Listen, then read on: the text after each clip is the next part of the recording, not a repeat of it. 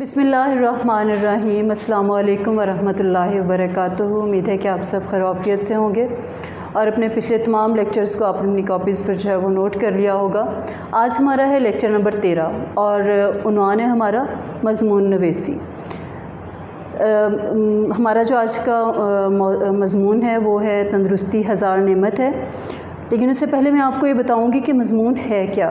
मज़मून अरबी ज़बान का लफ्ज़ है जिसके मानी है बयान करना, यानी किसी मौजू पर दलील के साथ अदबी अंदाज़ में अपने ख़यालात का इज़हार करना। मज़मून किसी भी सब्जेक्ट में जो है वो सबसे बड़ा सवाल होता है। बच्चे अक्सर मज़मून लिखने में जो है वो कंफ्यूज होते हैं कि उन्हें ये नहीं समझ आ रही होती कि मज़मून जो है वो कितना लिखा जाए और फिर ये कि शुरू में लिखा जाए या आखिर में लिखा जाए। क्योंकि जब आप शुरू में लिखते हैं तो आप बहुत सारा टाइम जो है एक पहले सवाल को दे देते हैं, या अगर आखिर में लिख रहे होते हैं तो फिर ये होता है कि वो उसको बहुत जल्दी कर रहे होते हैं कि टाइम ख़त्म हो रहा होता है और बच्चे उसको पूरा नहीं कर पाते हैं।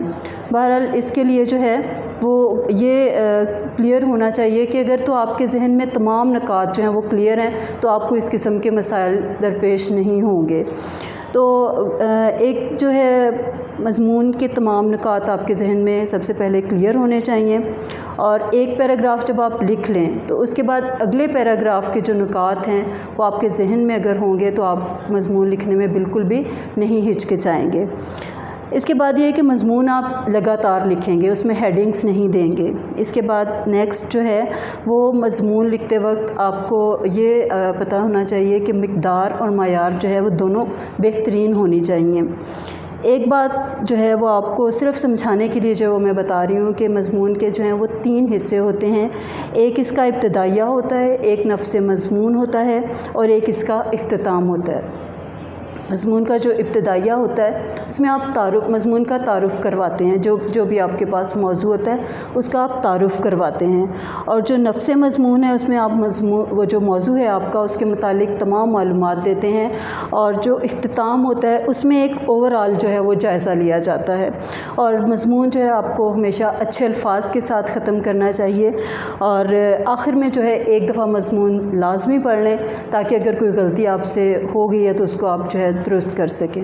अब आते हैं हम अपने आज के मज़मून की तरफ। हमारा आज का मज़मून है तंदुरुस्ती हज़ार नेमत है। ये मैं आपके सामने इसको बोर्ड पर लिखूंगी तो आप जो है इसको साथ साथ नोट करते जाइएगा। इसे हम शुरू करते हैं। तंदुरुस्ती हज़ार नेमत है।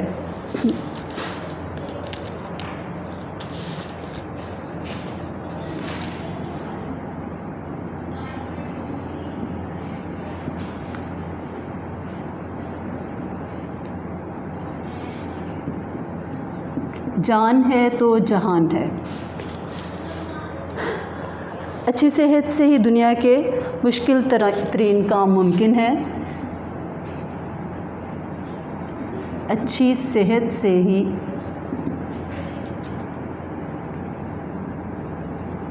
दुनिया के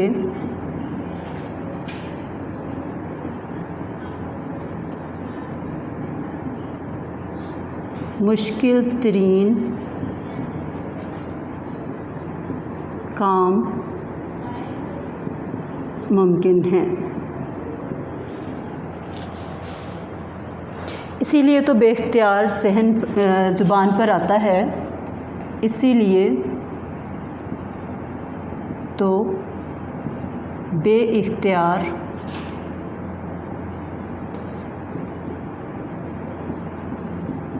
ज़ुबान पर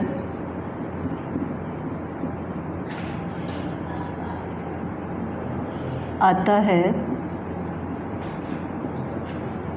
तंदुरुस्ती हज़ार नेमत है।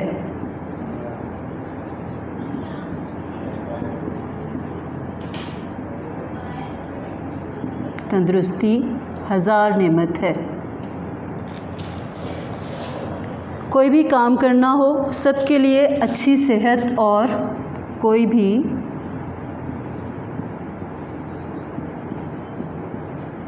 काम करना हो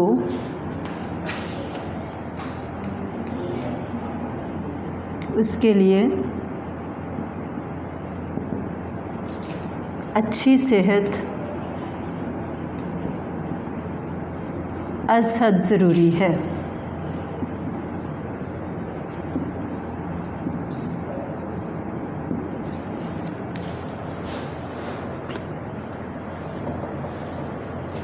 क्योंकि एक सेहतमंद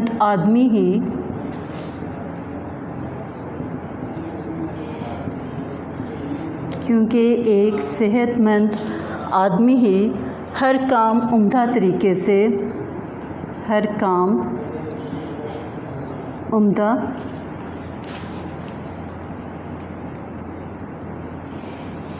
तरीके से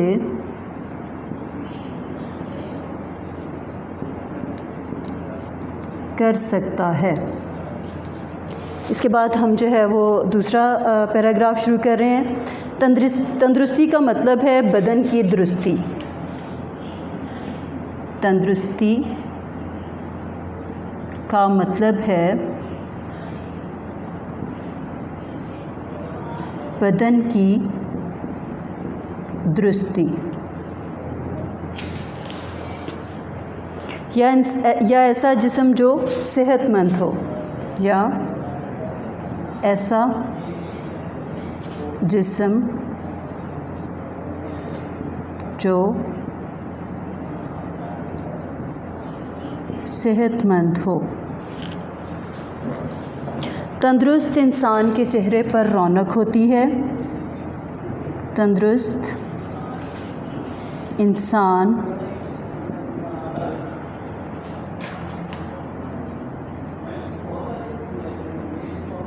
के चेहरे पर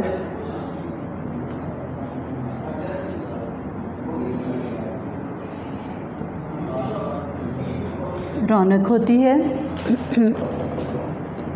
वो खुशो खुर्रम ज़िंदगी बसर कर सकता है। वो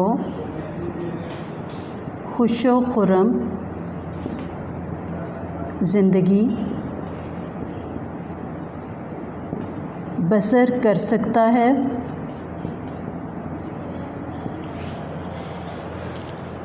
बीमार इंसान का चेहरा मुरझाया हुआ और उदास होता है। बीमार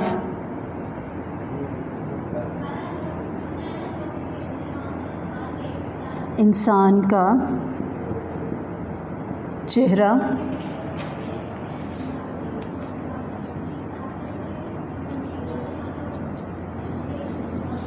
मुरझाया हुआ और उदास होता है। बीमार आदमी के पास अगर 1000 नेमतें भी हों तो वो सब उसके लिए बेकार हैं।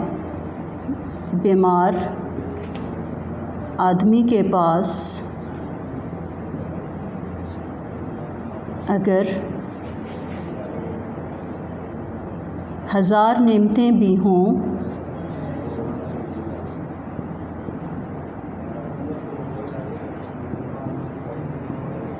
तो वो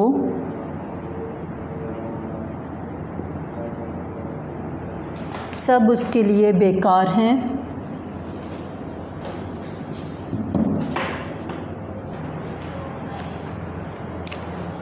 तो वो सब उसके लिए बेकार हैं।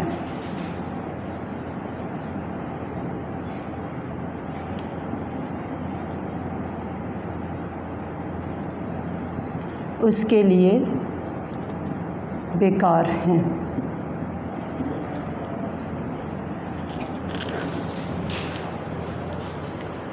इसके बाद एक शेर हम लिख लेते हैं। कदरे सेहत मरीज़ से पूछो, तंदुरुस्ती 1000 नेमत है। कदरे सेहत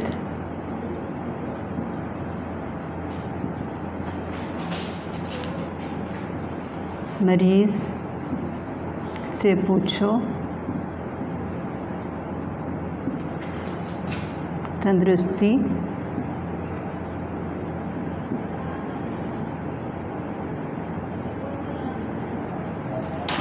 1000 नेमत है।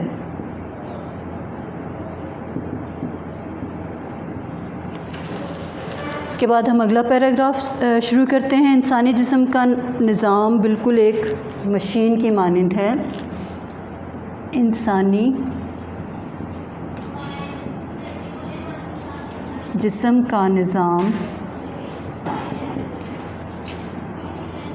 बिल्कुल एक मशीन की मानंद है। जिस तरह मशीन को चालू रखने के लिए जिस तरह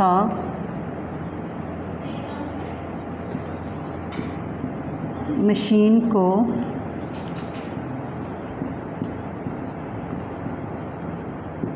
चालू रखने के लिए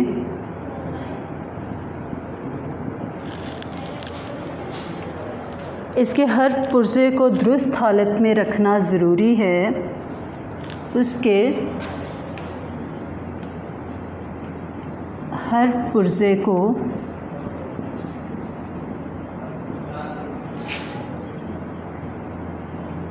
दुरुस्त हालत में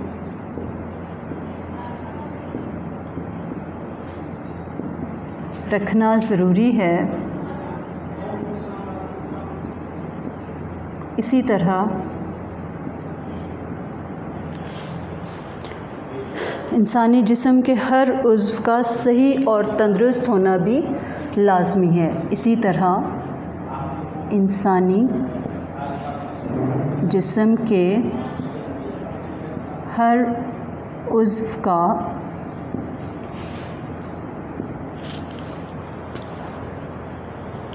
सही और तंदुरुस्त होना लाज़मी है। तंदुरुस्त होना लाज़मी है।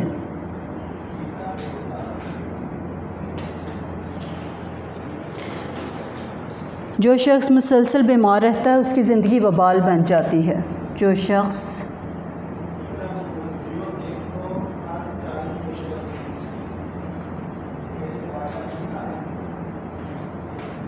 मुसलसल बीमार रहता है उसकी ज़िंदगी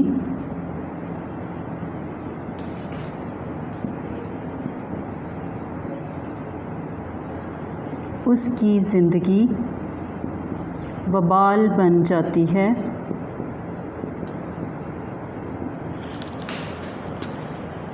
और वो अपने अज़ीज़ों के लिए बोझ बन जाता है और वो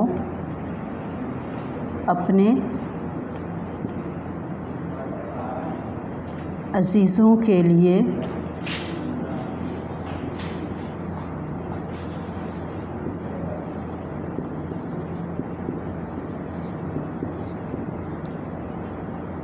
बोझ बन जाता है। इसके बाद हम अगला जो है पैराग्राफ शुरू करेंगे। इंसानी सेहत का राज मुनासिब वर्जिश और सादा खुराक में है। इंसानी सेहत का राज मुनासिब वर्जिश और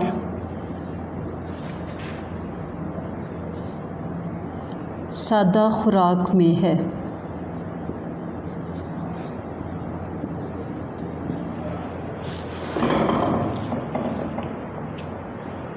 वर्जिश करने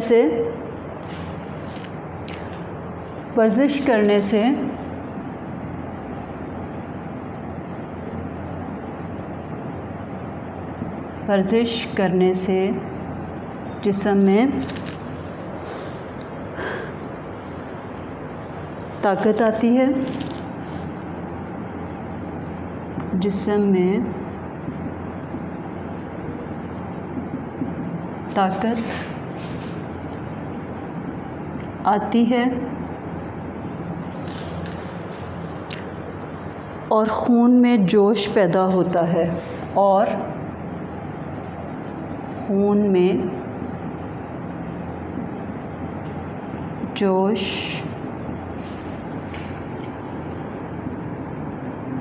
पैदा होता है।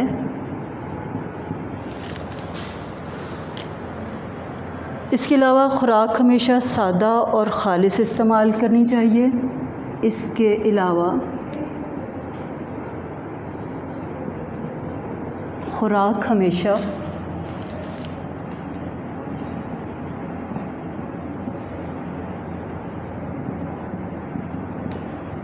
सादा और ख़ालिस इस्तेमाल करनी चाहिए। सादा और ख़ालिस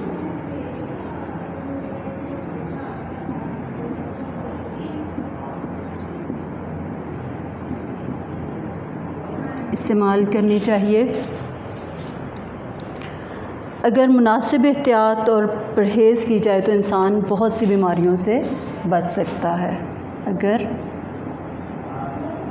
मुनासिब एहतियात और परहेज़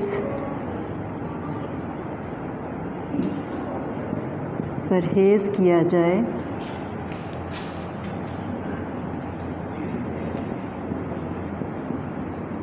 तो इंसान बहुत सी बीमारियों से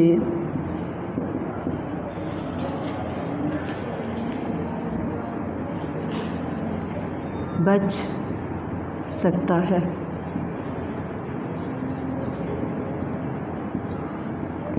यहाँ पे हमारा एक और पैराग्राफ मुकम्मल हो गया।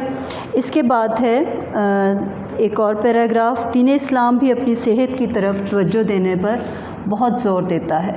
दीन इस्लाम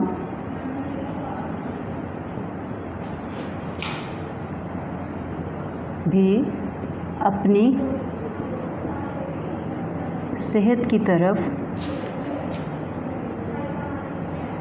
तवज्जो देने के लिए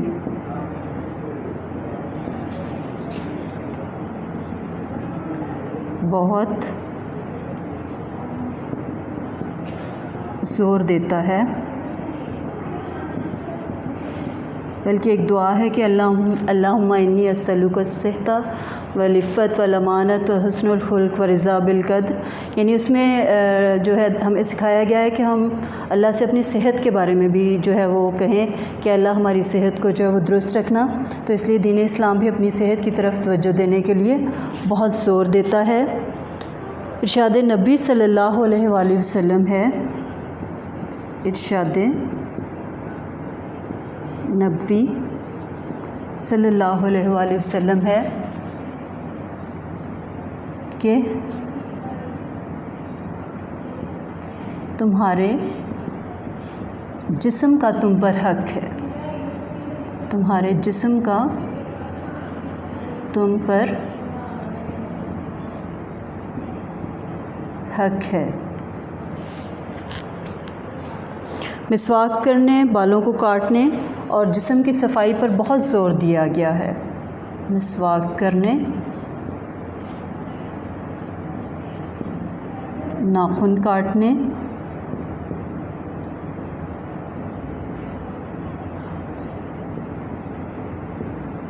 और जिस्म की सफाई पर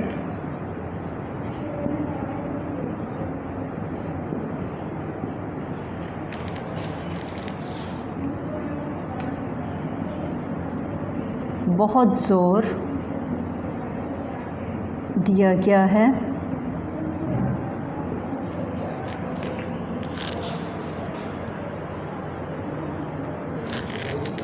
पाकीज़गी को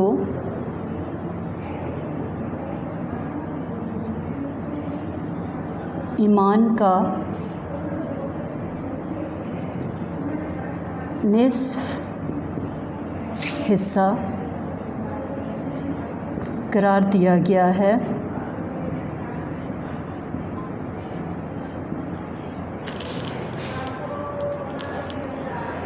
अगर हम इन असूलों पर अमल करें, अगर हम इन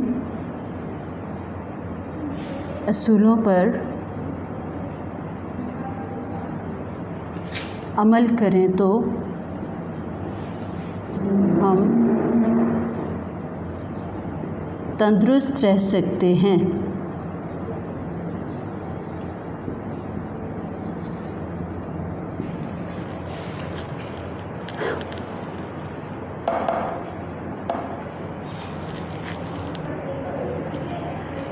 इसके बाद हम आखिरी पैराग्राफ पे आ गए हैं बच्चे। अब ये आप लिख लीजिएगा।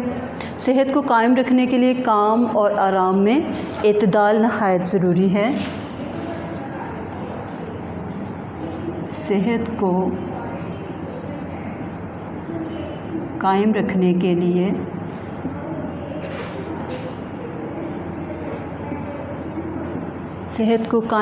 के लिए काम और आराम में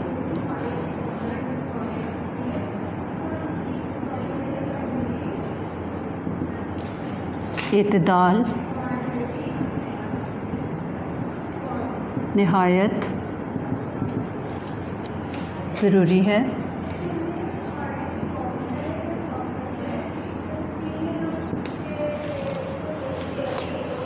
काम के वक़्त काम और आराम के वक़्त आराम ज़िंदगी का बेहतरीन असूल है। काम के वक़्त काम और आराम के वक़्त आराम ज़िंदगी का